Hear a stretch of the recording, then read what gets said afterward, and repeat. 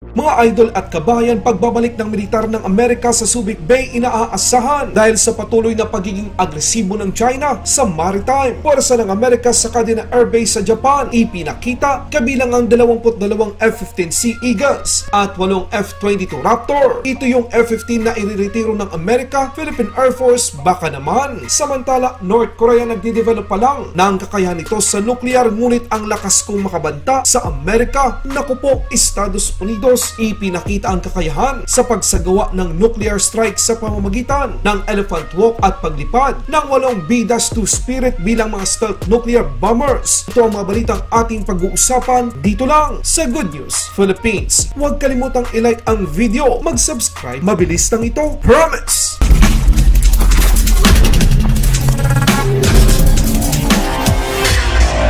Inaasahan ang pagbabalik ng militar ng Amerika sa Subic Bay pagkatapos ng 30 taon dahil sa patuloy at pagiging agresibo sa maritime ng China, sabi ng isang nangunang lokal na opisyal na nangangasiwa sa Subic Freeport Zone. Ang Pilipinas at Amerika ay nasa negosasyon ngayon tungkol sa pagtatayo ng 5 pang lokasyon sa bansa ng mga pasilidad ng militar ng Estados Unidos at mga armas na pwedeng ilagay sa ilalim ng Enhanced Defense Cooperation Agreement. Sinabi ni Roland Paulino, tagapangulo ng SBMA, sa QD News noong Miyerkules na siya ay labis na magugulat kung ang Subic Bay ay hindi magiging isang EDCA site, isang dating alkalde ng katabing lungsod ng Olongapo. Mas gugustuhin ni Paulino na ang gobyerno ay mapanatili ang isang alyansa sa depensa sa Amerika. Idinagdag niya na ang karamihan sa mga residente ng Olongapo ay pro-Americans. Sa katunayan, noong ika-9 ng Nobyembre, binisita ni US Ambassador to the Philippines, Mary Kay Carlson, ang Subic Bay at ang shipyard na nakuha ng US private firm na Cerberus Capital Management LP. Sinimula na rin na okupahin ng Philippine Navy ang bahagi ng shipyard bilang bagong naval base. Naniniwala si Paulino na ang pagbisita ni US Ambassador sa Pilipinas, Mary Kay Carlson, ay pinapalakas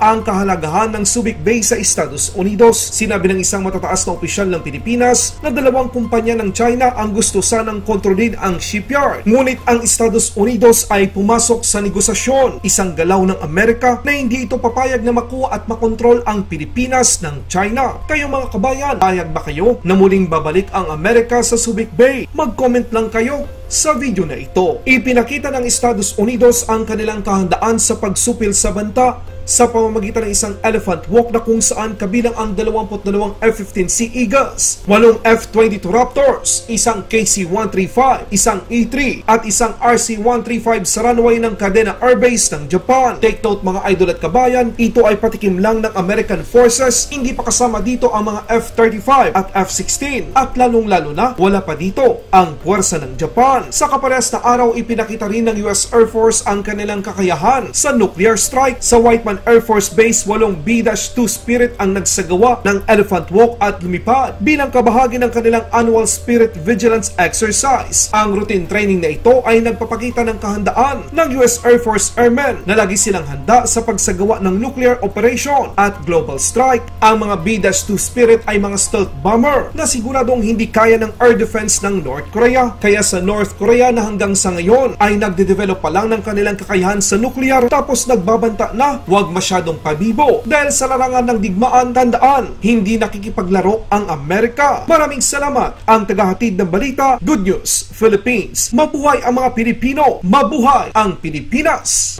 Laban Pinas.